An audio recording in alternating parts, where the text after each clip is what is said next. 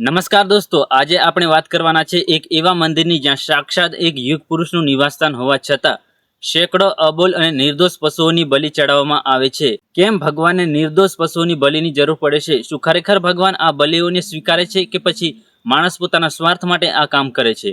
સૃષ્ટિના પાલનહારના દરબારમાં પોતાના સંતાનની બલિ કેમ? શું છે આ કહાની પાછળનું કારણ? જાણીશું આપણે આજના વિડીયોની અંદર. માટે વિડીયોની અંદર અંત સુધી જોડાયેલા રહેજો. વિડીયોને જરા પણ સ્કીપ કરતા ના અને ચેનલ પર નવા હોય તો ચેનલ સબસ્ક્રાઇબ જરૂરથી કરી લેજો, જેથી કરીને આવનારા આપણા દરેક વિડીયો તમે જોઈ શકો. વિડીયોને વધુ લાંબો ના કરતા વિડીયોની શરૂઆત કરીએ. તો હા દોસ્તો, આપણે વાત કરી રહ્યા છીએ પંચમહાલ જિલ્લાના ઘોઘંબા તાલુકામાં આવેલા ચેલાવાડા બાબાદેવ એટલે કે કણભાદેવના નિવાસસ્થાનની, જે લાખો લોકોનું ધાર્મિક અને આસ્થાનું કેન્દ્ર છે. જ્યાં દર વર્ષે હજારોની સંખ્યામાં આદિવાસીઓ પોતાની બાધા પૂરી કરવા માટે મરઘા અને બકરાની બલિ ચડાવતા હોય છે. અને આ ચેલાવાડા ધામની વાત કરીએ તો દોસ્તો, એ ભારતની પશ્ચિમે અને ગુજરાતના મધ્ય પૂર્વ ભાગમાં આવેલ છે, જે પાવાગઢથી અંદાજે લગભગ 12 કિલોમીટર દૂર આવેલ છે.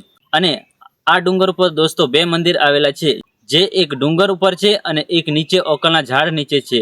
અને જે નીચે મંદિર છે એ મંદિરની પૂર્વ દિશામાં એક તળાવ આવેલું છે. આ બંને મંદિરો દોસ્તો પોતાની અંદર રહસ્યમય વાતોને છુપાવીને બેઠેલ છે. આ દરેક સ્થળોએ પોતાની અંદર અલગ અલગ રહસ્યમય વાતો છુપાવેલી છે. અને એ રહસ્યમય વાતોને સમજવા માટે દોસ્તો આપણને સમજવું પડશે ઇતિહાસ. તો ચાલો જઈએ 5000 વર્ષ પાછળ. તો દોસ્તો આજથી લગભગ 5000 વર્ષ પહેલા એટલે કે મહાભારતના સમયકાળ દરમિયાન જ્યારે પાંડવોનો વનવાસ ચાલુ હતો, ત્યારે દ્રૌપદી સહિત 5 પાંડવોએ આ વિસ્તારની અંદર ભ્રમણ કરી રહ્યા હતા. ત્યારે દોસ્તો એ સમયે એ વિસ્તારની અંદર ભયંકર જંગલો હતા અને એ જંગલોમાં એક હિડમ્બા નામની રાક્ષસી રહેતી હતી. જ્યારે ભીમે ખોરાકની શોધમાં જંગલમાં આમ તેમ ભટકી રહ્યો હતો, ત્યારે અચાનક એ હિડમ્બા નામની રાક્ષસી સાથે એનું મિલાપ થાય છે. અને એ બંને વચ્ચે એટલે કે ભીમ અને હિડમ્બા વચ્ચે ભયંકર યુદ્ધ થાય છે. અને એ યુદ્ધમાં ભીમનો વિજય થાય છે, જ્યાંથી ભીમની શક્તિઓથી આકર્ષિત થઈને હિડમ્બાએ ભીમ જોડે લગ્ન કરી લે છે. અને પછી ભીમ અને હિડમ્બા બંને ભગવાન શિવની પ્રાર્થના કરે છે અને પોતાના એક સંતાનની પ્રાપ્તિ કરે છે, જેનું નામ ઘટોત્કચ હોય છે. આ ઘટોત્કચને મોટો થતા પછી ભગવાન કૃષ્ણ અને હિડમ્બાના સહયોગથી કામખ્યા દેવીની ભક્ત કામકટિકા સાથે ઘટોત્કચના લગ્ન થાય છે. અને એ પણ દોસ્તો આપણા ચેલાવાડાના ડુંગર ઉપર. અને સમય જતા પછી ઘટોત્કચને બાબાદેવ અને કામકટિકાને લક્ષ્મી દેવી તરીકે ઓળખવામાં આવે છે એવું કહેવાય છે.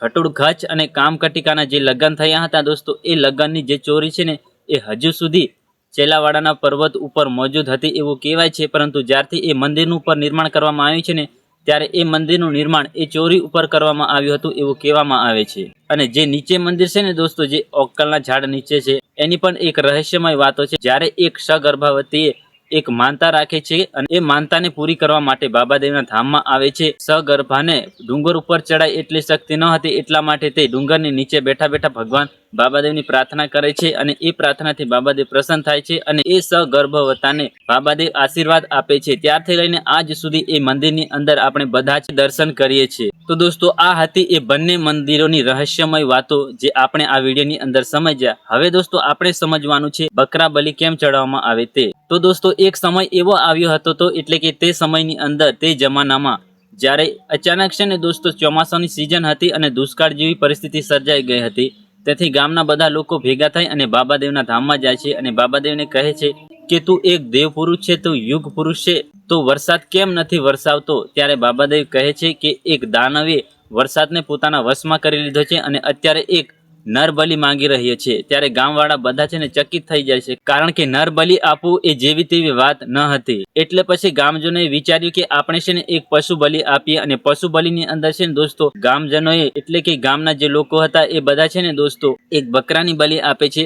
અને પછી એ દાનવ છે ને ખુશ થઈ જાય છે અને વરસાદને વરસવા દે છે. ત્યારથી લઈને દોસ્તો આજ સુધી એ બકરા બલિ ચડાવવામાં આવે છે. ખરેખર બકરાની બલિ બાબાદેવને નહીં, પરંતુ એ દાનવ માટે હતી. એ જમાનાની અંદર એ સમય પસાર થયો એટલે ગામજનો એટલે કે તે જમાનાની અંદર લોકો છે ને દોસ્તો ફરી પાછો દુષ્કાળ પડશે એવું વિચારીને ફરી પાછો દાનવ એ વરસાદને કાબુમાં કરી લેશે એમ કરીને દર વર્ષે છે ને દોસ્તો ગામજનોએ પશુ બલિ એટલે કે બકરાની બલિ ચડાવતા હતા. ત્યારથી લઈને આજ સુધી આપણે બધા જ બલિ ચડાવે છે અને બલિની અંદર આપણે બકરા કાં તો મરઘાની બલિ ચડાવતા હોય છે. પરંતુ ખરેખર દોસ્તો બાબાદેવને આ બલિની જરૂર હોતી નથી, પરંતુ દાનવને જરૂર હોય છે. તો દોસ્તો, આ હતો બાબાદેવ ચીલાવાડાની રહસ્યમય વાતો ભરેલો વિડીયો અને પશુ બલિ કેમ ચડાવવામાં આવે છે ને, જે બધું જ તમને આજના વિડીયોની અંદર હું સમજાવી છું. બાકી વિડીયો તમને કેવો લાગ્યો, સારો લાગ્યો હોય તો લાઈક જરૂરથી કરી દેજો અને ચેનલ પર નવા ચેનલ સબસ્ક્રાઇબ કરી બેલ આઇકન દબાવી અને ઓલ ઉપર પ્રેસ જરૂરથી કરી દેજો, જેથી કરીને આવનાર દરેક વિડીયો જોઈ શકો. મળીશું પાછા આવા જ એક હિસ્ટ્રિકલ નવા વિડીયોની અંદર.